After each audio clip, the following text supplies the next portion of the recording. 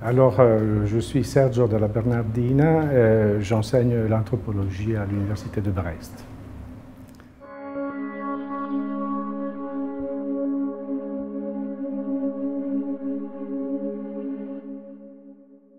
Ma recherche commence avec la préparation de ma thèse italienne. J'avais décidé de me concentrer sur la problématique de la chasse. Tout en sachant que c'était un sujet mineur, pour ainsi dire. Il n'y avait pas beaucoup de spécialistes en Italie travaillant sur cette problématique, et à tel point qu'on m'a dit que peut-être c'était une erreur sur le plan professionnel de miser sur un sujet marginal comme celui-là. De toute façon, puisque les ethnologues travaillent aussi sur des problématiques marginales, c'était ce qu'il fallait faire à mon sens. De toute façon, je ne regrette pas ce choix, même si c'est quelque chose que j'ai après gardé dans mon parcours tout au long de mon existence. Donc il faut faire toujours attention à ce que l'on choisit, parce qu'après, voilà, on est un peu destiné à faire avec. Et donc, alors, pour ce qui concerne mon approche à la chasse, voilà, c'était dans le cadre de la tradition un peu italienne, donc c'était plutôt dans un contexte d'histoire sociale de la chasse. Et je cherchais donc à reconstituer un peu l'imaginaire synégétique du XIXe siècle. J'avais eu la chance de tomber sur un corpus relativement restreint de récits de poètes qui parlaient de la chasse dans une région des Alpes de Vénétie. Donc c'était un corpus homogène. C'était des poètes particulièrement médiocres, pour ne pas dire nuls, mais c'était bien, enfin c'était des dilettantes tout simplement. C'était bien du point de vue justement de l'homogénéité du corpus, parce qu'il y avait énormément de stéréotypes. Et donc dans ce texte, on voyait tout simplement ce qu'il fallait dire de la chasse à cette époque-là, la manière dans laquelle il fallait se représenter les différentes séquences. Donc je fais une analyse de contenu, et je me suis rendu compte que, voilà, il disait à peu près la même chose, ce qui est d'ailleurs normal, dans le sens que la chasse prévoit des séquences extrêmement restreintes, toujours les mêmes, donc voilà, ça aide beaucoup à structurer aussi un récit. Et en même temps, je me suis rendu compte qu'il y avait comme une nécessité narrative, dans le sens que ces chasseurs-là avaient besoin de construire un peu l'animal avant de le mettre à mort. Donc ça marchait. J'ai repéré deux rhétoriques différentes. Une rhétorique qui était plutôt celle de la construction de l'animal en tant que rival, noble rival. Donc ça s'inscrivait plutôt dans la tradition du roman chevaleresque, si l'on veut. Hein. De l'autre côté, l'animal pouvait être en revanche représenté comme un objet du désir. Et donc, il y avait, dans les deux cas, il y avait une étape qui était celle de la personnification de l'animal. L'auteur du texte, c'est-à-dire le chasseur, décrit cet objet ou bien comme un noble antagoniste qu'il faut éliminer dans un duel honorable, ou bien comme une jolie femme qu'il faut arriver à séduire. Et donc, c'est drôle de voir comment on produit de plus en plus, dans cette première étape, une forme d'anthropomorphisation de la proie, qui devient un être humain à part entière. Et donc, il y a ce rapprochement ontologique, voilà, des êtres. Le chasseur devient très proche de cet animal, objet de désir et de séduction, mais après, il faut le tuer. Et donc, comment est-ce qu'on peut justifier la mort de l'animal qu'on vient d'humaniser ? Eh bien, c'est en cherchant à montrer dans l'évolution de la narration des indices qui permettent de montrer que l'animal a commis une faute, a des responsabilités, a des défauts, a quelque chose qui permet de le rejeter du côté, disons, de la choséité, de l'animalité. On peut le tuer parce que, alors il faut se poser la question, qu'est-ce qu'il peut avoir fait ce pauvre animal pour qu'on le mette à mort? Alors si c'était une femme, une femelle, disons une femme, c'est qu'elle a trahi les chiens, elle s'est dérobée, elle leur a fait penser, elle leur a fait croire qu'elle était d'accord pour cet échange sentimental, pour ainsi dire, alors qu'elle s'échappe. Donc on voit que petit à petit, il y a toute une série de termes qui la repoussent du côté de la traîtresse. Donc on peut la tuer pour cette raison-là. Séductrice, voilà, des termes de ce genre. Des termes de ce genre. Parfois, en revanche, voilà, on joue sur la dimension plutôt de la, comment dire, justement de la confrontation avec un rival redoutable, et donc tout animal devient dangereux, que ce soit le chamois, toute une série d'animaux qui, a priori, ne sont pas dangereux pour l'homme, on emphatise d'un certain point de vue leur dangerosité pour justifier la mort de l'animal. Mais alors, ce qui est curieux, c'est qu'il y a cette nécessité vraiment de construire, de repousser dans le récit l'animal du côté de la culpabilité, donc d'une altérité qui le rende tuable, qui le rende accessible. Alors, pourquoi est-ce que j'ai vu ça? Moi, je pense que c'est parce que, en réalité, j'ai été influencé par mes lectures. Donc, je pense que j'avais lu, enfin, j'en suis même sûr, j'avais lu René Girard, et j'avais lu Walter Burkert, et ces auteurs-là, ils m'avaient fait comprendre que dans le processus victimaire, pour ce qui concerne Girard, et aussi pour les dynamiques comment dire, des comportements rituels des chasseurs face au drame, au problème de la mise à mort des animaux, il y avait la nécessité de construire quelque part la criminalité de l'autre, de le criminaliser, de le repousser vers la culpabilité. Et donc, peut-être, de façon instinctive comme ça, j'ai retrouvé tout simplement ce schéma. Mais alors, je ne pense pas avoir projeté de façon arbitraire ça. C'est que dans les rituels des chasseurs-cueilleurs dont parle Burkert, sur lequel on pourra peut-être revenir parce que c'est aussi ce que je suis en train de développer dans un séminaire que j'ai actuellement et qui continue, autour justement de cette question de la mauvaise foi, du sentiment de culpabilité vis-à-vis de la proie. Alors là, j'ai perdu complètement le fil, mais voilà, je pense, voilà, effectivement, que même dans les sociétés, dans la société contemporaine, cette nécessité de trouver un prétexte, quelque part, qui permette de repousser l'animal, d'expliquer la mise à mort de l'animal, voire de lui demander pardon, quelque part, de se déculpabiliser, je pense que ceci est encore présent. Mais il ne prend pas la forme d'un rituel, même si le rituel existe aussi. Il suffit de voir ce qu'on fait, par exemple, dans les pays de langue germanique, mais pas seulement par rapport à la dernière bouchée que l'on donne.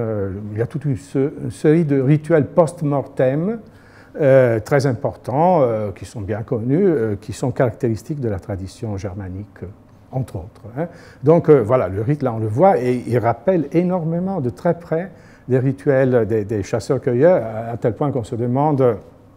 Moi, je ne me demande rien, parce que je ne pense pas qu'on puisse faire des rapprochements de type historique quelconque, mais je ne peux pas ne pas remarquer des ressemblances intéressantes. Alors, est-ce que c'est une invention récente par rapport à quelque chose, donc une imitation d'anciens rituels, ou est-ce que c'est quelque chose qui a eu sa continuité? Je laisse aux historiens la tâche ardue d'arriver à donner une réponse à cette question. Il n'empêche que ceci existe, est bien documenté. J'ai eu le sentiment que dans les comportements des sociétés latines, il y a moins de ritualisation, mais on pourrait se dire que peut-être cette ritualisation prend une forme différente. Parce que déjà les formes de chasse sont différentes, dans le sens que le chasseur nordique, et là je parle de la contemporanéité parce qu'on a tendance à généraliser trop, et même pour construire des oppositions qui sont peut-être un peu arbitraires, mais le chasseur nordique actuellement a une attitude qui rappelle beaucoup les principes, disons, d'une certaine morale écologiste. Donc on cherche comment dire, de limiter au maximum l'impact de l'action humaine dans l'environnement. Le chasseur est presque invisible. Il arrive, il sélectionne en cachette l'animal, il attend il fait en sorte, il décide justement l'animal qui peut être abattu, et il cherche à le tuer sans que l'animal sache. Et donc, en faisant un bruit, seulement le coup de fusil, parce qu'il doit aussi ne pas rater la cible, là il y a toute une série de récits, il ne rate jamais la cible, ils sont vraiment formidables ces chasseurs, parce qu'ils ne ratent jamais la cible, donc l'animal meurt foudroyé. Et donc, il y a cette idée d'une forme d'euthanasie, de belle mort de l'animal, qui est suivie après par tous ces rituels de type païen, on aurait envie de dire, de déculpabilisation. Alors que j'ai posé ces mêmes questions à des chasseurs dans la chaîne alpine dans laquelle j'ai travaillé, je leur ai demandé, mais et vous, ces rituels, bon, ils ont réagi aussi bien au Piémont qu'en Vénétie, parce que c'est là que j'ai mené pas mal d'enquêtes, mais même en France par ailleurs. Hein. Et ils ont réagi en disant que, bon, de façon un peu réaliste, mais c'était, je pense, par rapport au fait qu'ils voulaient se confronter avec les Allemands, donc ça vaut ce témoignage, mais ils répondaient, mais non, nous, déjà, on tue cet animal, après toute cette mascarade du rituel, ça nous paraît aussi quelque chose de superflu.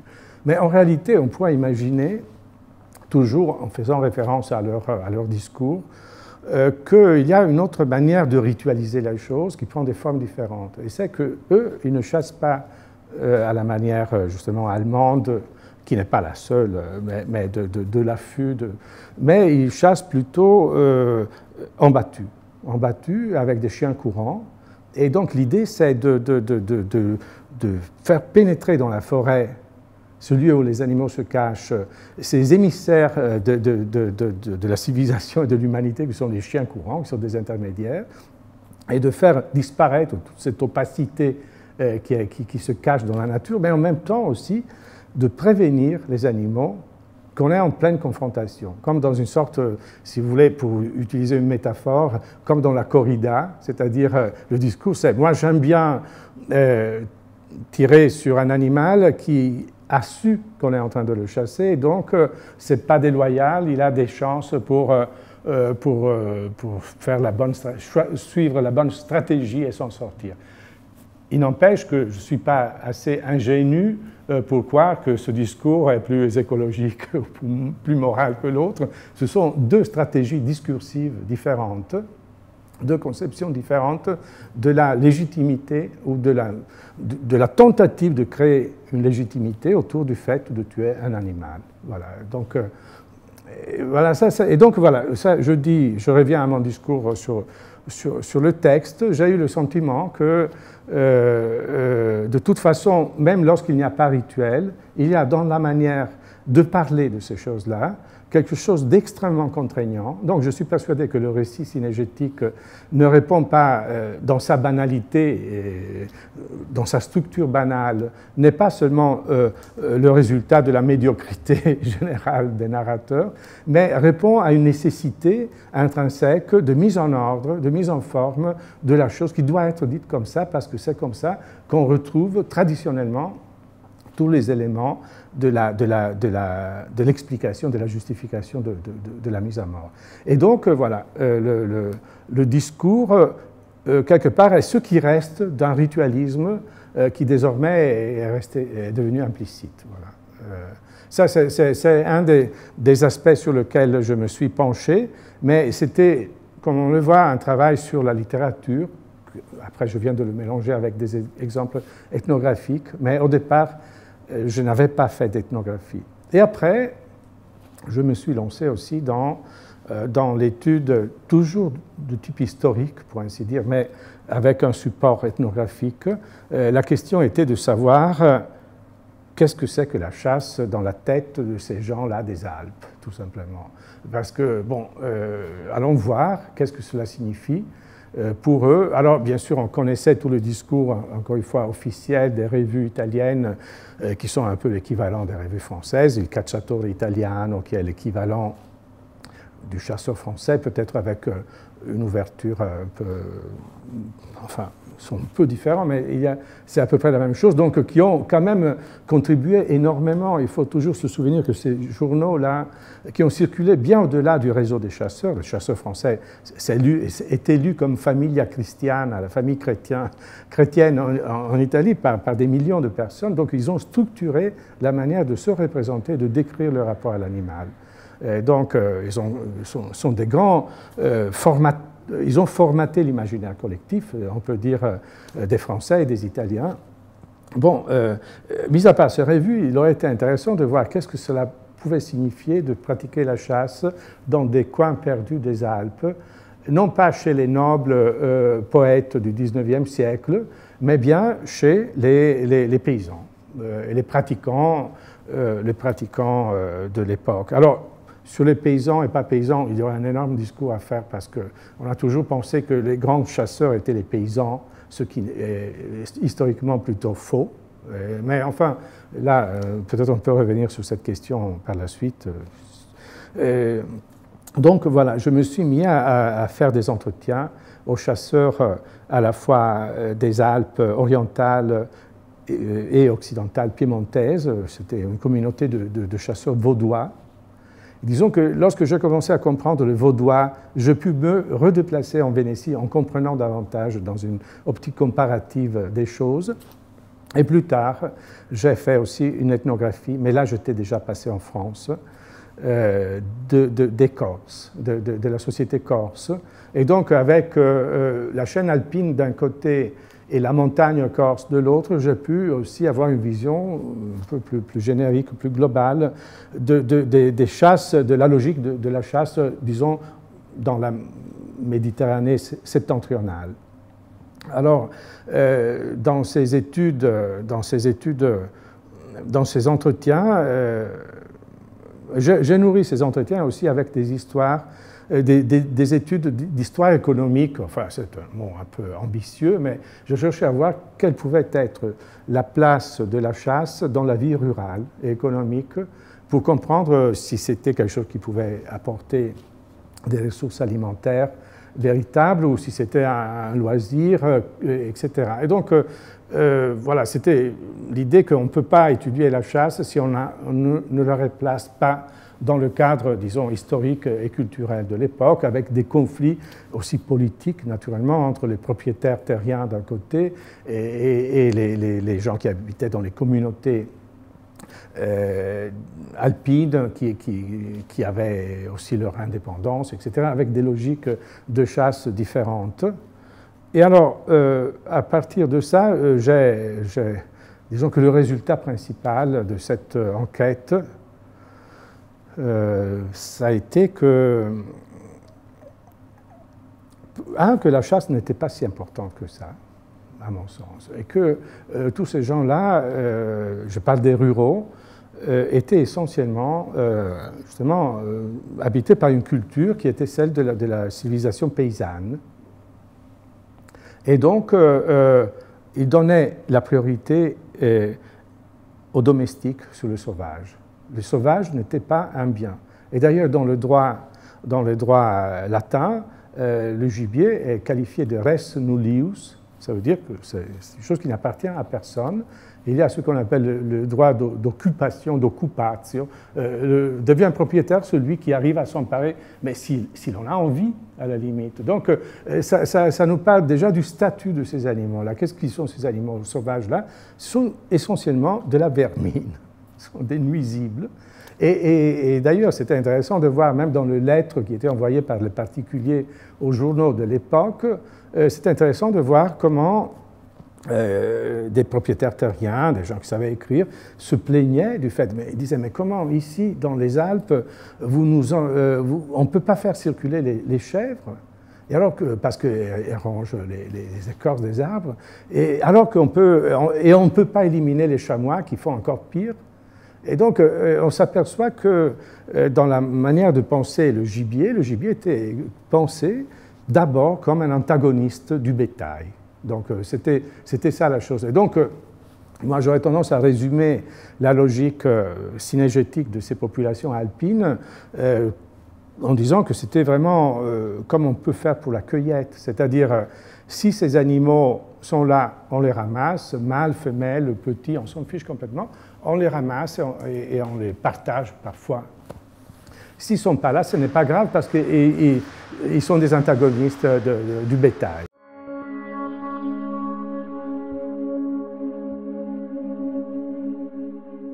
J'aurais tendance, pour reprendre cette question de la catégorie du sauvage, à l'opposer justement, opposer les valeurs, disons, du monde sauvage aux valeurs justement du monde rural.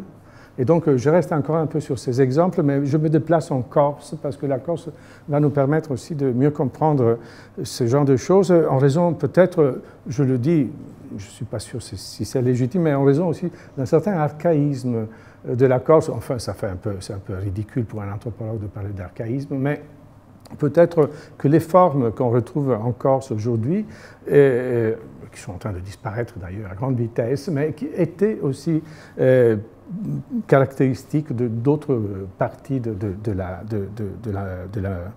l'Europe méditerranéenne. Et il y a cette idée justement que je le répète, que le gibier est un antagoniste du bétail. Et donc, voilà, en Corse, il y a naturellement le pâturage des sangliers. Les sangliers est un antagoniste des cochons, parce que les porcs, justement, sont des porcs qui vivent en pâture. Et donc, il y a des châtaigneraies, des glands, et les deux choses sont incompatibles. Donc, on comprend que cet animal puisse être considéré comme, encore une fois, un nuisible avant tout. Mais ça vaut, après, si on voit les revues de l'époque, on s'aperçoit que de temps en temps, les paysans commencent à demander, oui, mais il y a les olives, il y a les grives qui arrivent et qui nous bouffent les olives, et après, et les lièvres, lorsqu'il y a le raisin tout bas, et ils détruisent et les pigeons ramiers qui arrivent. Donc, en réalité, tout animal sauvage est considéré tout simplement comme quelque chose qui n'est pas à sa place ou qu'il faut réduire. Donc, ceci explique, à mon sens, des logiques. On a souvent accusé les populations méditerranéennes d'avoir un sentiment d'hostilité vis-à-vis de la nature. En réalité, ils ont fait un choix technique. Le choix technique est celui, justement, d'être des éleveurs et des agriculteurs, et donc les animaux sauvages sont pensés comme des choses qui sont imaginées en dehors du monde du travail, de l'activité courante. Et donc, voilà, et ça nous permet de penser à qu'est-ce que c'est donc que le sauvage dans les représentations de l'Europe méditerranéenne, je veux dire rurale. Il y a une certaine ambivalence. Qu'est-ce qu'on fait de ce sauvage-là? D'un côté, donc, c'est considéré comme ce lieu menaçant, parce que la nature sauvage est cette entité qui est toujours en train de nous empêcher de faire notre travail. Et justement, c'est la vermine qui fait irruption dans les champs, etc. Donc on est toujours en train de se défendre. Et on voit très bien, il y a des descriptions des auteurs latins et après au Moyen-Âge, la fierté de celui qui vit de l'agriculture, qui dit « je ne dépends plus des fruits aléatoires de la chasse et de la cueillette ». Donc ça c'est important pour dire ils ne sont pas irrationnels.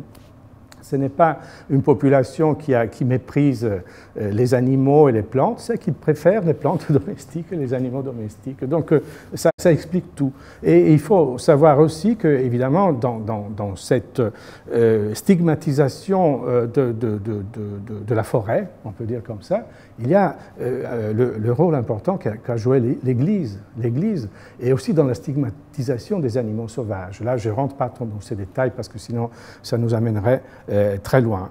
En même temps, ce monde sauvage, donc voilà, le monde sauvage est celui dans lequel je peux me permettre le luxe de tuer un animal sans devoir rendre compte à personne, parce que c'est un monde en dehors du monde économique. Et donc, c'est intéressant de voir comment donc, cette catégorie du sauvage et du domestique n'est pas qu'une distinction savante, raffinée, de philosophes occidentaux, mais c'est quelque chose qui est présent aussi dans les catégories indigènes. Et donc, qu'est-ce qu'on fait dans la nature sauvage? La nature sauvage est pensée comme en Italie, il parle de antimondo, c'est un pré-monde aussi, le monde d'avant l'irruption du travail démiurgique de l'homme, de l'agriculteur. Donc c'est un lieu où on peut se comporter comme si on n'était pas censé respecter des règles qui sont celles en vigueur dans la vie de tous les jours, dans la vie quotidienne. Donc c'est un espace festif. C'est un espace de loisir où finalement je peux me défouler, détruire des espèces. Je dis ça de façon provocatrice évidemment, mais on comprend donc toute une série de pratiques qui seraient autrement incompréhensibles et qui nous pousseraient à voir dans le chasseur rural un irresponsable. Ce n'est pas un irresponsable, c'est quelqu'un qui désigne l'altérité des espèces sauvages par son action. À la limite, l'action du chasseur rural est celle de repousser les animaux sauvages dans leur altérité. Et donc, on pourrait presque dire que c'est le garant de la frontière entre le monde domestique et le monde sauvage. Et ça, dans ce sens-là, il y a quelque chose de... Mais là, peut-être il faudrait attendre un peu avant d'en parler, mais effectivement, tout a changé par rapport à ça. Parce que dans la société contemporaine, les animaux sauvages ne sont plus considérés justement comme quelque chose qu'il faut repousser, mais comme quelque chose qu'il faut protéger. Mais alors, est-ce qu'on peut encore les considérer des animaux sauvages? Paradoxalement, la fascination de la société contemporaine pour les fauves implique leur disparition. Non leur disparition physique, parce qu'elle se multiplie, on le voit, mais leur disparition en tant que fauves. Parce que ces animaux ne sont plus le loup, l'ours, le cerf qui arrive et piétine un champ de blé, mais sont des animaux qui ont changé complètement leur statut. Ils sont de plus en plus bichonnés, justement contrôlés, ils sont des vedettes cinématographiques, il y a des vedettes touristiques, et donc, bon, ils existent, mais dans un monde qui a perdu complètement cette frontière. Voilà, j'insiste sur ce paradoxe. Le chasseur, quelque part, était là avec son action pour montrer qu'il y avait deux mondes, mais s'il y avait deux mondes séparés, c'est parce que le statut de ce deux mondes n'était pas le même. Donc, dans ce monde autre, on peut faire ce qu'on peut comme dans la fête. C'était un monde de fête, c'était un monde de transgression, c'était un lieu transgressif. D'ailleurs, on a fait un petit bouquin collectif où je finissais de façon absolument paradoxale par une apologie du braconnage. En disant « vive le braconnage », ce n'est pas pour dire « allez braconner », mais c'est pour dire que le braconnage était la seule manière pour garder le statut autre du gibier.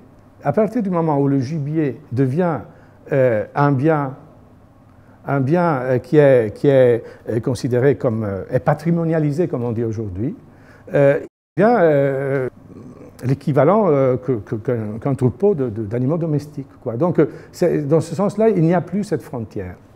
Et autour de ça, peut-être on peut continuer un peu, si vous voulez, par rapport justement à la question de qu'est-ce qu'ils sont devenus ces animaux aujourd'hui, par exemple. Je sais pas.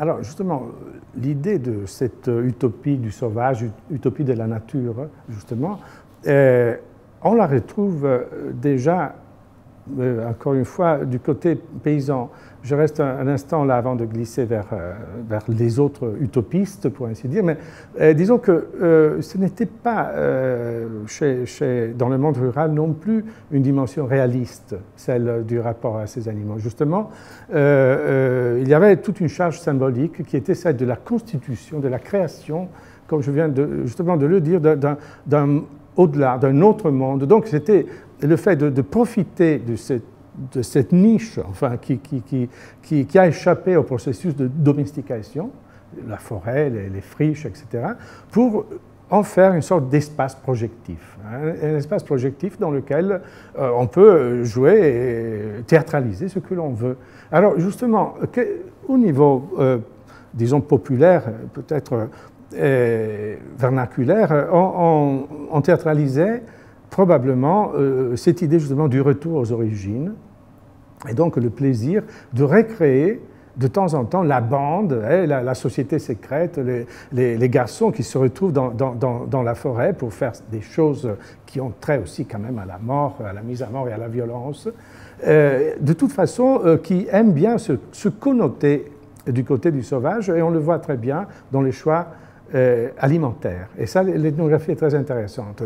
Dans les Alpes, justement, piémontaises, oui, j'ai vu qu'ils se réunissaient, par exemple, pour manger quoi? Pour manger du renard. Le renard, animal à la limite du comestible, mais qui permettait justement de jouer à cet animal extérieur encore plus à la dimension économique proprement dite. On peut faire ce qu'on veut de ce puant. Et donc, voilà qu'on se réunit pour jouer à ceux qui sont capables de manger du renard et qui reviennent donc à des mœurs d'avant la civilisation. Et c'est intéressant de voir qu'aussi au niveau de l'alimentation, des parties du corps du gibier noble, il y a cette même idée de conserver toute la partie la plus sanglante, celle qui est liée justement à la sauvagerie, pour la manger en cachette entre chasseurs et faire en sorte que le reste soit destiné à la famille. Donc, encore une fois, pour dire que derrière des raisons d'ordre matériel et économique, il y a des raisons symboliques, dans le sens qu'on voit qu'on aime bien garder la sauvagerie du monde, on aime bien qu'une partie du monde soit décrétée, définie comme sauvage, et après, parce que finalement, là-dedans, on a un espace utopique pour placer toute une série de représentations. Alors, ces représentations étaient relativement structurées et contraignantes dans les sociétés traditionnelles, parce que tant bien que mal, il y avait un mode de production, des conditions économiques extrêmement précises qui ont formaté les comportements. À partir du moment où ces acteurs sociaux-là ont disparu, et donc avec la fin de la civilisation rurale, la nature sauvage, soi-disant, enfin, est devenue un espace qui accepte n'importe quel type de représentation. Et donc là, on assiste dans un scénario postmoderne à la prolifération des définitions de ce qui est sauvage et de ce qui ne l'est pas, et de rêveries autour du retour à l'état de sauvagerie, de retour à l'état de nature, et comme ça. Et donc, enfin, il se ressemble, parce que le jeu, au fond, est celui de simuler un moment qui est représenté souvent comme un moment de vérité qui est plus vrai, plus authentique que la vie de tous les jours, où on retrouve finalement l'authenticité des personnes dans cette nature qui n'a pas encore trouvé un législateur, hein. Et là-dedans, voilà, on s'identifie au fauve. Et c'est peut-être ça qu'on pourrait aborder maintenant, les différentes manières de penser le fauve dans la société contemporaine.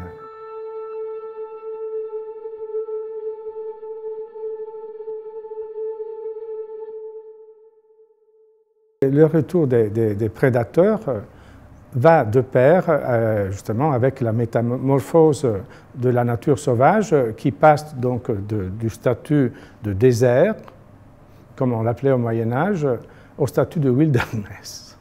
Et ces animaux, sur un plan général, passent du statut de vermine au statut d'animal protégé. Et c'est intéressant de voir comment, justement, la possibilité qu'on est en train d'évoquer de projeter sur les animaux n'importe quoi est liée à cette sorte, comment dire, de désertification symbolique de la nature. Et donc là-dedans, on peut projeter justement les choses les plus invraisemblables.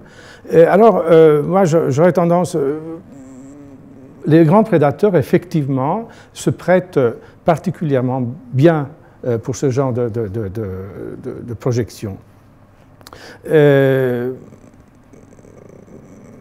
je pourrais faire un exemple concernant justement la pluralité des identifications possibles, en disant que d'un côté, on retrouve des tendances qui sont celles de ceux qui cherchent à rêver à un état de nature où quand même les caractéristiques principales des prédateurs sont extrêmement édulcorées. Et donc on cherche chez ces animaux à retrouver les aspects qui sont ceux de leur sociabilité et toute une série de vertus. Et donc c'est une falsification de l'éthologie, mais qui arrange beaucoup de monde parce que ça permet d'exprimer quand même des contenus positifs sur la diversité, sur la vie en communauté, etc. Et donc dans cette perspective, on peut interpréter par exemple l'énorme succès du bouquin de Clarissa Pinkola Estés qui s'appelle « Femmes qui courent avec les loups ». C'est un texte qui a vendu 2 millions d'exemplaires pour des raisons qui sont liées à la qualité de la narratrice, qui est notamment une psychanalyste, mais aussi qui a des dots, des qualités réelles d'écrivain, mais aussi au fait que cet imaginaire correspond parfaitement à ce que les gens veulent entendre, enfin certains gens. Et c'est intéressant de voir donc, voilà comment ces animaux, ces prédateurs peuvent donc représenter un désir de liberté et toute une autre série de qualités, je le répète. Donc on arrive à dire que le loup a été maltraité tout au long de son histoire par une humanité qui n'était pas capable justement d'apprécier sa valeur. Et les femmes, c'est la même histoire. Donc on voit qu'il y a le mouvement Wicca, par exemple, qui joue sur l'identification de la femme avec la sorcière et de la sorcière avec le loup. Et donc on voit que là, par exemple, il y a une grande adhésion de la part d'un certain public autour de cet imaginaire. Et donc, il y a des connotations religieuses souvent qui sont liées justement au retour du néopaganisme, tout simplement. Voilà, ces mouvements peuvent être insérés dans la mouvance néopaïenne, mais il y en a d'autres. Par exemple, dans les Alpes italiennes, il y a le mouvement odiniste. Alors ça, c'est quelque chose un peu caricatural. Je ne voudrais pas que les odinistes m'entendent, mais dans le sens que, voilà, ce sont des gens qui vivent dans la région du nord de l'Italie, qui sont persuadés d'être les héritiers des anciens guerriers qu'on appelait les berserkir, qu'on retrouve dans les sagas scandinaves. Ce seraient des guerriers qui revêtaient la peau d'un ours, d'un sanglier ou d'un loup, et qui retrouvaient leur vraie identité, lupine, justement, oursine, et donc qui était habité par une forme de fureur, la fureur du guerrier. Et donc, voilà, il y a une apologie, si vous voulez, de la violence. Et il faut reconnaître que ces identifications, en revanche, ont aussi des connotations politiques assez explicites. Donc, du loup, dans ce cas-là, de l'ours, on ne sélectionne pas l'humanité, la sociabilité, etc., mais plutôt toute une série de caractéristiques qui sont celles, le loup est implacable. Il y a ce qu'on adore d'ailleurs dans ces animaux, est le fait dans ce cas-là qu'il y a une hiérarchie très précise. Donc c'est une société qui est pensée comme une société presque de caste, avec de toute façon très élitiste. Et donc voilà, ça corrobore, ça nourrit un imaginaire qui peut souvent être un imaginaire d'extrême droite, voilà, qui se réclame de la figure de ces grands prédateurs. Et après, une autre identification qui va à peu près dans ce sens-là est celle justement du lien entre la figure de ces animaux sauvages et la force du prince, la force de l'aristocratie. Il suffit de penser au blason. Les blasons, il y a des études importantes qui ont été faites par les historiens. Les blasons incarnent souvent ces représentations de la force, de la brutalité, l'ours, le lion, le loup, etc.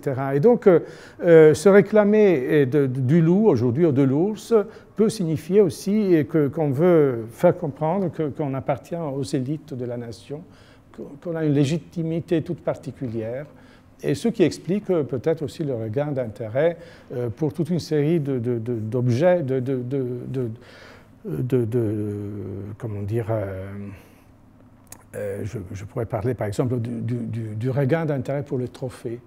S'entourer des trophées est devenu quelque chose de très branché. Pourquoi? Parce qu'on considère que tout ce qui a trait au sauvage est porteur d'une certaine force originaire. Mais c'est vrai que dans les représentations anciennes, médiévales, du rapport avec la forêt et le monde sauvage, celui qui avait le droit, qui avait une familiarité particulière avec ce monde était justement le roi. Donc il y a cette idée que si on aime la nature sauvage, même dans ses manifestations les plus brutales, c'est parce qu'on fait partie de cette grande famille-là, d'un certain point de vue. Donc voilà, il y aurait quelque chose qui est de l'ordre de la... Je ne sais pas comment dire, mais enfin, voilà, c'est une autre forme d'identification assez courante.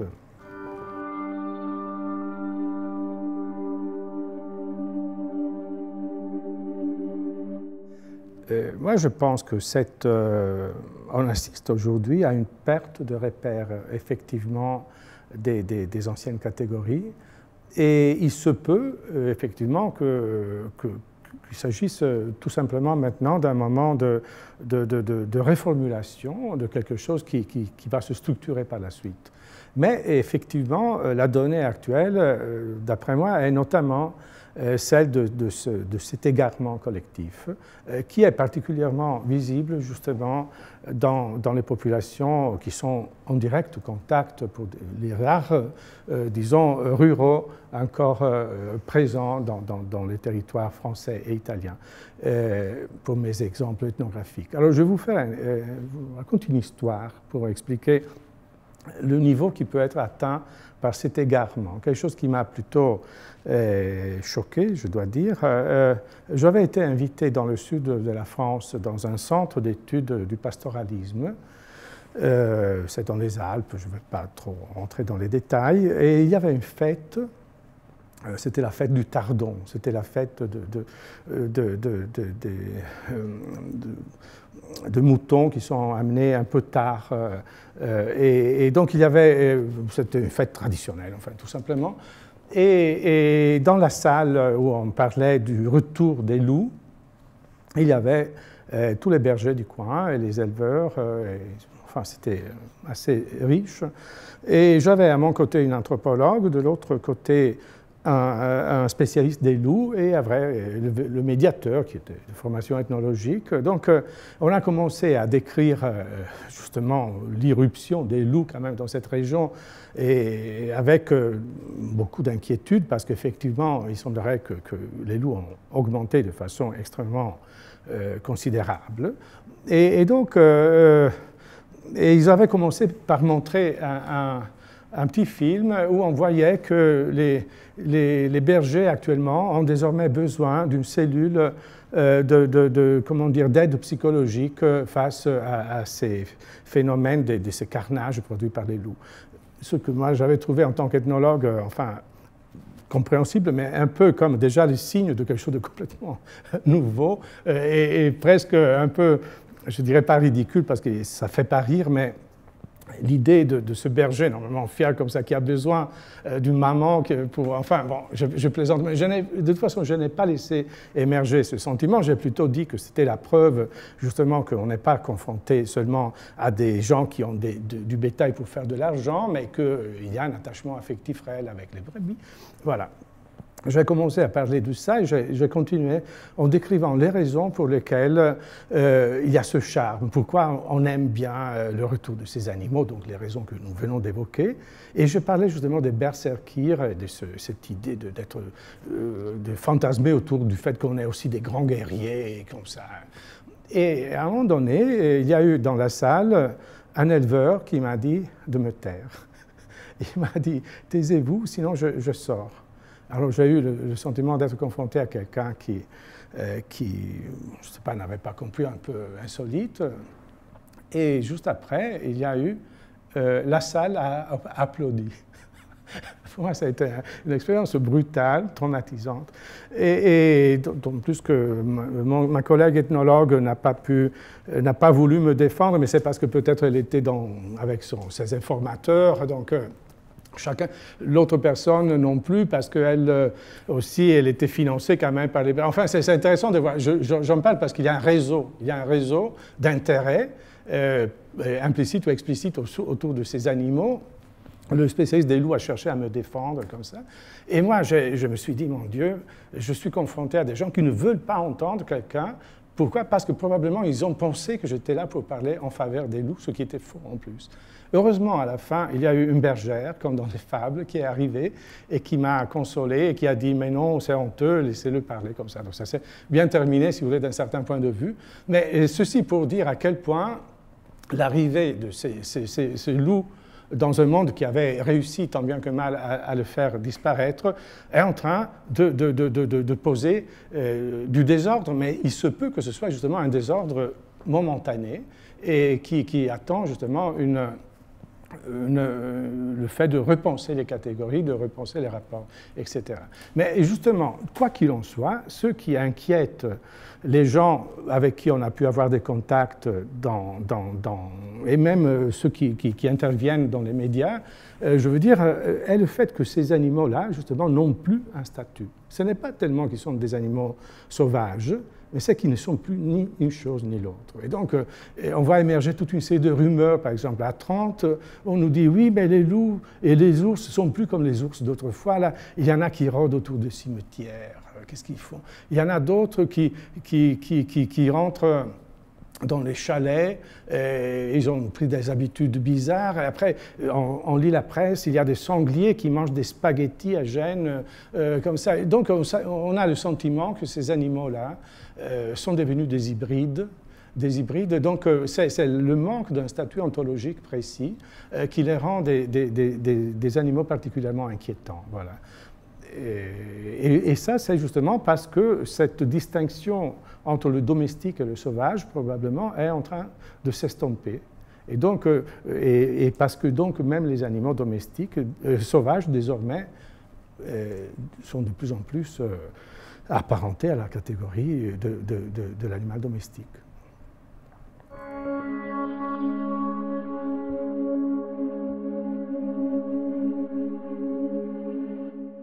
Mais alors, je commence par la réhabilitation du sauvage dans la réalité d'aujourd'hui.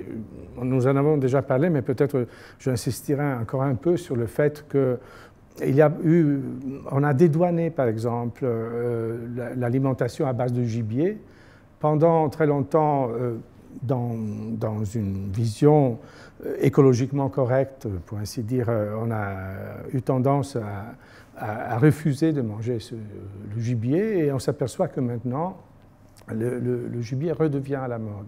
On a le droit de manger du gibier pour des raisons différentes, y compris celles qui sont liées à l'idée que c'est du gibier de qualité, c'est de la viande de qualité, c'est de la viande bio, ce qui parfois est plutôt de l'ordre de la rêverie. Mais il y a des statistiques qui montrent que la consommation de gibier en France a augmenté du 50% en quelques années, et qu'il y a en Suisse, on mange du gibier dans les cantines. Donc, au Canada, c'est assez fréquent aussi. On s'aperçoit que, il n'y a plus cette diabolisation de ce geste de se nourrir de gibier. Et en même temps, on voit qu'on réintroduit dans les maisons les trophées. Ça aussi, c'est un phénomène assez curieux, parce qu'on avait honte de montrer ça il y a encore peu de temps, et voilà que tout à coup, les gens récupèrent des trophées qu'ils avaient dans leur grenier et qui tenaient cachés, parce que c'est de plus en plus chic d'en disposer. Alors pourquoi? Je pense aussi parce que c'est lié à cette aura, à ce pouvoir, cette sorte de mana qui se dégage justement des objets qui ont trait à la nature sauvage. Avec aussi sur le fond cette idée du cabinet de curiosité. On joue un peu sur l'exotique, un peu sur le charme des chasses d'autrefois. Donc il y a aussi, même si on sait que la chasse est en train de perdre de vitesse, d'un autre point de vue, on pourrait dire on assiste aussi à une certaine réhabilitation de la figure du chasseur dans certaines limites, Et on voit qu'il y a une augmentation des femmes qui vont à la chasse, par exemple. La ligne de descente du nombre de chasseurs a tendance à se stabiliser un petit peu. Et il semblerait que même le mouvement d'opposition de la chasse a changé de nom. Et il semblerait que les positions sont plus proches d'une certaine tolérance, d'une certaine conciliation. Et après, on voit que dans des revues impensables, comme par exemple de journaux comme Le Monde Magazine, on peut faire un reportage sur la chasse en Écosse, en parlant de l'art de la chasse, ce qui, il y a 15 ans ou 20 ans, aurait été considéré comme absolument politiquement incorrect. Donc, dans ce sens-là, on s'aperçoit qu'il y a comme, en raison de ce regain d'intérêt pour le sauvage, ce monde, qui était quand même un monde de gens qui étaient dans un rapport historique avec le sauvage, trouve une partie, en partie, je ne dirais pas une réhabilitation, parce que ce serait exagéré, mais il y a des niches, il y a des tendances fortes, à mon sens, qui vont dans ce sens-là. Et on voit aussi que ça vaut aussi pour les fourrures.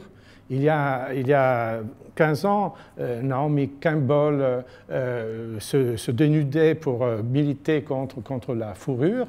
C'est plus à la mode. Elle-même, maintenant, se représente avec des formidables fourrures authentiques. Donc, on s'aperçoit qu'il y a tout un mouvement de regain d'intérêt pour tout ce qui est de l'ordre du sauvage, et donc aussi, et en particulier pour, je le répète, pour l'alimentation sauvage, qui ne concerne pas que le gibier, elle concerne la cueillette. La cueillette aussi est un phénomène d'actualité. Il y a 5 ans, parce que ce sont les dernières statistiques que je regardais, en Italie, il y a 45 morts pour ramassage de champignons, pas pour en avoir à manger, simplement parce qu'ils ont... Donc c'est devenu une sorte de fièvre, alors que le chasseur disait, et nous, en revanche, on peut dire qu'il n'y a eu que 22 morts. Alors, je ne suis pas en train de faire la propagande pour les chasseurs, mais c'est pour évoquer un peu une controverse. Et donc, on voit la multiplication de ces utilisations de la nature, enfin, donc, qui sont là pour les raisons les plus disparates. Et évidemment, on sait très bien, mais les sociologues travaillent sur ça depuis au moins 30 ans ou 40 ans. Il y a cette incompatibilité, cette difficulté de concilier les différents intérêts autour justement de ces espaces résiduels, de ces espaces sauvages. Donc voilà, là on a parlé de la réhabilitation alimentaire. En même temps, il y a aussi, dans le même mouvement, une réhabilitation de tous ces personnages qui avaient été stigmatisés en raison de leur proximité avec l'état de nature, c'est-à-dire les braconniers, ceux qui ont toujours vécu de ces ressources qui avaient été justement délaissées par les agriculteurs. Voilà. Il y a toujours, dans toutes les sociétés, il y a des niches dans les villages dans lesquelles, puisqu'on est agriculteur, on ne va pas vivre des ressources marginales de toutes sortes, les escargots, les grenouilles, et tout ce qu'on laisse aux immigrés, aux pauvres, etc. Et donc, il y a cette figure, qui est une figure que l'on retrouve justement dans la littérature, qui est celle de cet homme à la frontière entre l'état de culture et le braconnier, comme on peut retrouver dans la littérature française, personnages comme Rabelais, animés par un instinct sauvage. D'ailleurs, je veux dire, il y a des précédents savants. Il suffit de penser à la figure, sans évoquer Thoreau et compagnie, mais à la figure tout simplement du chien du roman de Jack London qui s'appelle L'appel du sauvage, justement. On voit très bien que ce chien-là, c'est l'histoire du désir de l'homme occidental de quitter l'état de civilisation, avec comme ces deux petits chiens-là que le chien quitte parce qu'ils sont des caniches pantouflards, comme ça, gâtés, pour retrouver cette force, cette vérité originaire qu'il retrouvera en redevenant quoi? En redevenant un loup, d'ailleurs. Et donc, on voit très bien qu'à la fin du XIXe siècle, il y a déjà des romanciers, c'est lui, c'est Lawrence aussi, enfin, qui montrent cette nécessité de revenir à l'état de nature. Et donc, cette fascination pour ces trappeurs, ces personnages qui, je le répète, sont déjà présents dans la littérature, mais que l'on retrouve dans la réalité de l'ethnographie, parce que chacun des ethnographes qui ont travaillé dans ce village sait qu'il y a le type du coin qui est celui qui est considéré comme celui qui a fait vivre son fils. Il en a eu ce qui a réussi à l'université en pêchant des truites dans le fleuve, etc.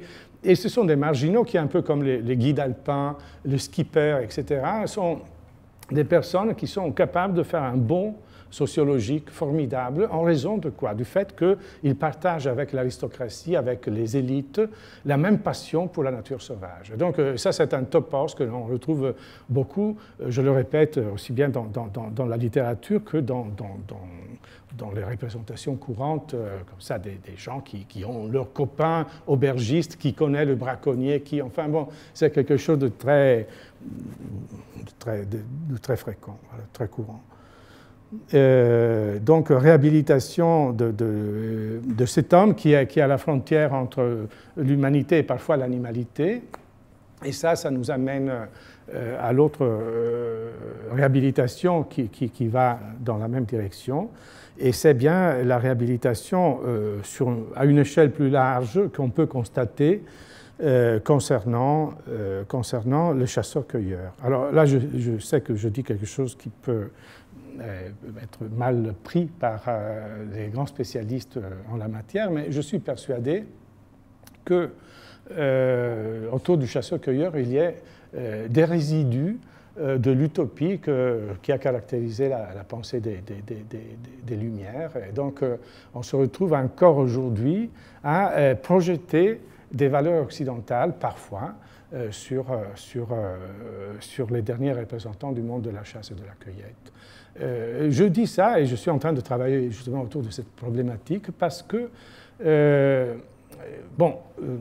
je parlais au départ de cette histoire, de ces rituels qu'on appelle le rituel de la comédie de l'innocence, qui ont été justement étudiés par Moïli, par Burckhardt, par aussi les spécialistes de la Grèce ancienne. Enfin, c'est un phénomène bien connu.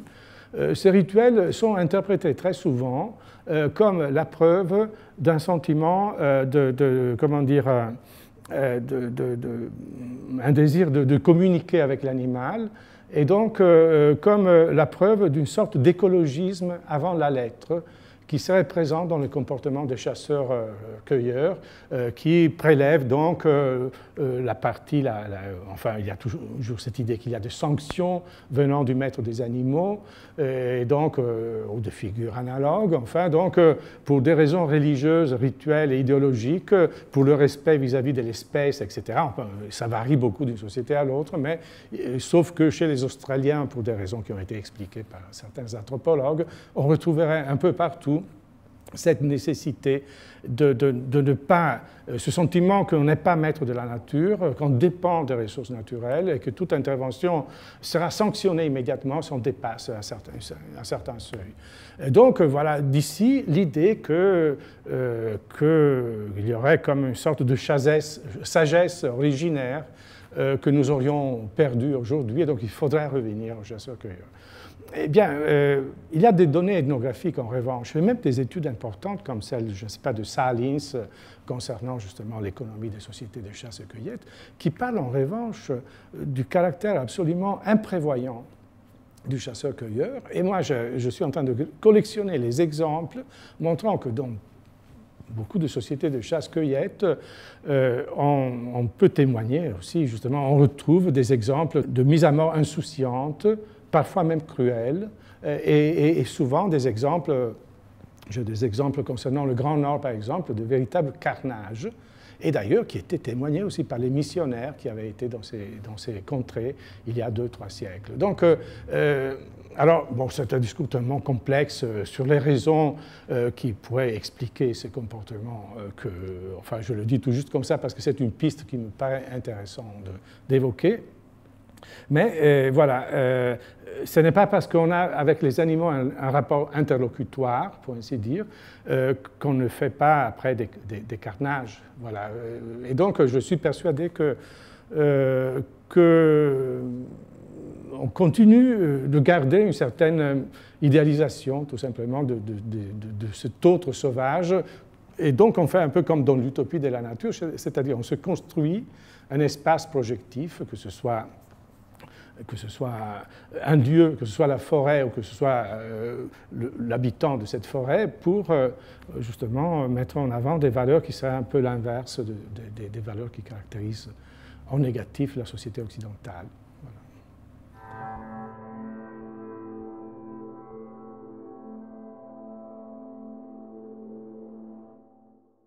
Effectivement, l'ethnologue a joué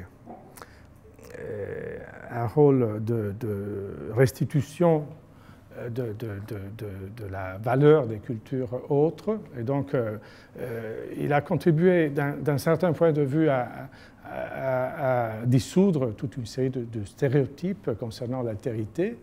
Et en même temps, peut-être, il a aussi contribué à en créer d'autres. Et donc, il y a une certaine ambiguïté. Et moi, avec le temps, j'ai vécu une sorte comme ça, de transformation, de glissement. Je pense que ça caractérise plein d'autres ethnologues comme moi. C'est-à-dire que lorsque j'ai commencé à faire de l'ethnologie, donc on s'était tous inspirés, je parle de l'Italie, beaucoup d'entre nous se réclamaient un peu de l'anthropologie sociologique italienne, d'auteurs comme Antonio Gramsci par exemple, voire même du cinéma de Pasolini, c'est-à-dire des gens qui voulaient justement assurer cette médiation. Et la tâche de l'ethnologue était celle d'arriver à restituer la parole à ceux qui n'avaient pas eu la possibilité de s'exprimer, les oubliés de l'histoire, etc. Donc, c'était ce désir. On avait d'autres auteurs importants comme Nuto Revelli en Italie qui ont travaillé sur la mémoire des vaincus, comme c'était le cas aussi pour des auteurs français. Et donc, bon, il y avait cet engagement important. On avait découvert le charme des cultures autres, des cultures populaires qui n'étaient pas du folklore. Il faut savoir qu'en Italie, le folklore n'a pas la mauvaise réputation qu'il a un peu eu en France. Et donc, avec une idée d'engagement, donc voilà, l'anthropologue comme traducteur, comme celui qui arrive à découvrir la beauté, la singularité de ces expériences de gens qui vivaient dans le Mezzogiorno italien le plus profond et caché, dans les Alpes, comme ça. Donc c'était cette découverte, d'ailleurs que l'on retrouve aussi dans ce roman célèbre qui s'appelle justement « Le Christ s'est arrêté à Eboli » de Lévi, qui raconte l'histoire de ce médecin qui est confiné, envoyé aux confins dans l'arrière-pays, disons, au sud de Naples, et qui découvre ce monde qui est un monde pré-chrétien. Donc il y avait cette idée de restituer toute la dimension magique, la dimension des croyances magico-religieuses, tout ce qui était et savoir-faire, les techniques. Enfin, ça a été très beau de faire de l'ethnologie avec ce projet un peu prométhéen.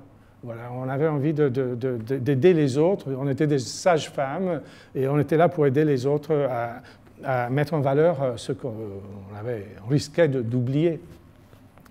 Et en même temps, avec le temps, je me suis rendu compte que ce n'était pas si neutre que ça, le travail de l'ethnologue, qu'il y avait quand même souvent un malentendu, du paternalisme, souvent, que le rapport avec l'autre était nourri par une certaine ambiguïté, dans le sens qu'il y a un malentendu sur les raisons pour lesquelles on mène des enquêtes. Donc, j'ai mené une réflexion, mais là, on ne peut pas la développer en quelques mots, mais en imaginant l'existence d'au moins deux grandes tendances chez les ethnologues.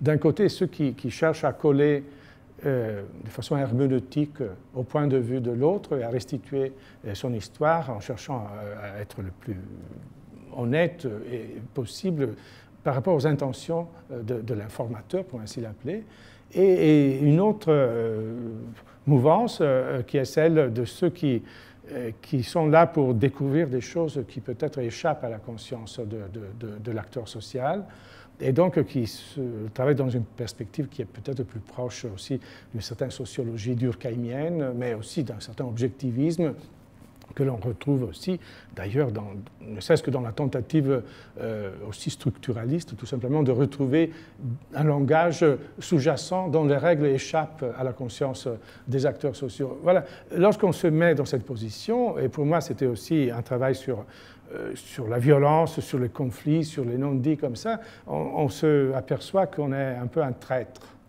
En sens que moi je vais chez les gens, je leur pose des questions, et après ce que je vais dire, ils vont trouver que ça ne correspond pas du tout à ce qu'eux ils voulaient me dire. Et donc, voilà,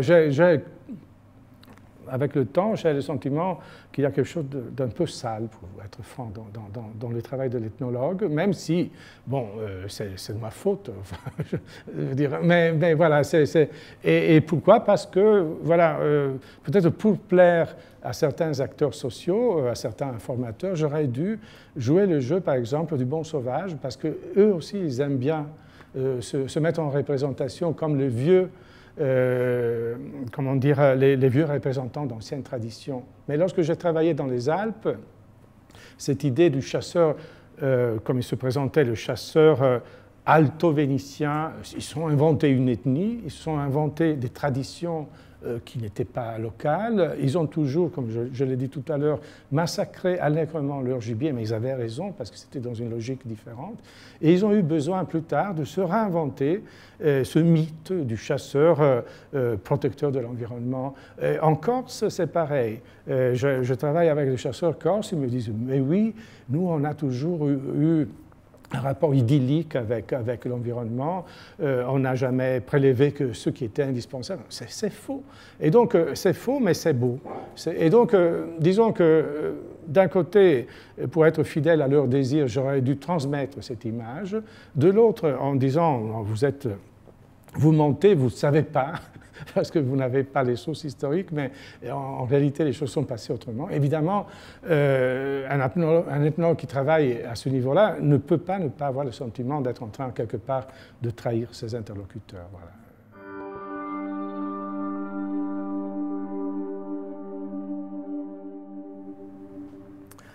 Oui, et l'avenir du sauvage, j'aurais tendance à dire que l'avenir du sauvage est derrière nous, dans le sens que, de mon point de vue, voilà, cette dimension a perdu complètement toute cette pertinence, c'est-à-dire le sauvage continuera évidemment à remplir son rôle en tant que dimension projective, mais effectivement, cette frontière que nous avons constituée tout au long de la civilisation néolithique, finalement, et jusqu'à la fin de cette civilisation, n'a plus sa pertinence aujourd'hui, est en train de s'effilocher. Et donc, et d'ailleurs, et ceci parce que les nouveaux usagers de ces espaces, effectivement, produisent ce va-et-vient qui est de plus en plus, comment dire, profond, systématique et capillaire, et qui fait en sorte qu'il n'y ait plus, même pas des temps. Autrefois, il y avait des temps pour que la nature retrouve ces espaces. D'ailleurs, c'est intéressant de voir justement dans le folklore des Alpes, les Alpes deviennent des espaces, comment dire, civilisés, domestiqués, rachetés à la culture par le travail des humains pendant l'été, mais il suffit que les humains partent, redescendent en hiver dans la plaine pour que ces espaces soient regagnés par les instances maléfiques, le diable, etc.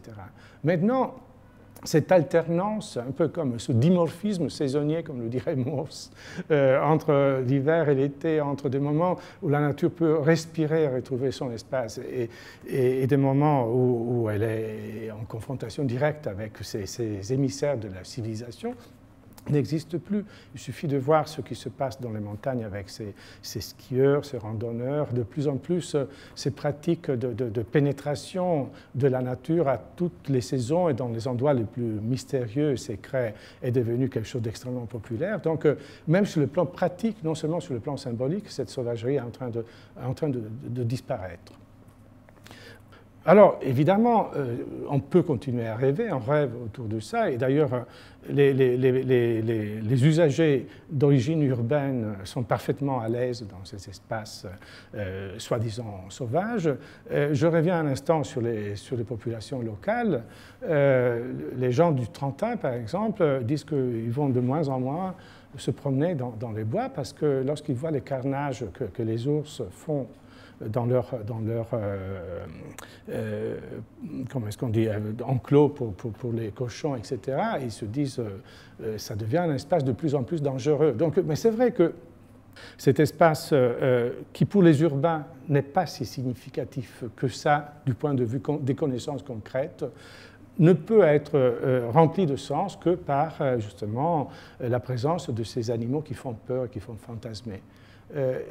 Alors moi, voilà, et là je pourrais finir avec une considération autobiographique, dans le sens que moi j'ai toujours adoré aller dans les montagnes, parce que je suis originaire d'une région alpine, mais j'aimerais bien dire préalpine, parce que j'aime bien ces montagnes préalpines parce qu'elles sont moches d'un certain point de vue. Elles sont moins belles que les Dolomites, qui sont tout près, et donc il y a moins de gens. Enfin, c'est peut-être un discours un peu snob, mais on peut encore se perdre réellement, on peut être un peu tranquille dans ces endroits peu commercialisés pour l'instant. Mais disons que petit à petit, l'envie de me balader dans ces endroits-là est en train, enfin j'exagère un peu, mais est en train de diminuer. Pourquoi? À cause des ours. Alors on pourrait dire, ah oui, c'est pour la peur des ours, mais ça, évidemment pas, parce que ce serait vraiment un cas rarissime, ce serait le destin si je devais trouver un ours ou un loup, évidemment, c'est peu vraisemblable. Ce que je supporte pas des ours, c'est que les ours impliquent l'existence de caméras pour surveiller leur passage. Et désormais, il n'y a un seul endroit dans la forêt, même la plus perdue, où je ne risque d'être filmé par des biologistes, des éthologues qui sont là pour sauver les animaux. Et donc, malheureusement, voilà, cette présence, cette manière de surveiller systématiquement la nature sauvage pour son bien-être est quelque chose qui, en même temps, modifie complètement le statut de ces espaces, qui devient des espaces, je dirais, entre guillemets, militarisés. Voilà, donc peut-être il faut trouver d'autres espaces pour s'épanouir, peut-être, je ne sais pas, la jungle urbaine. Bon.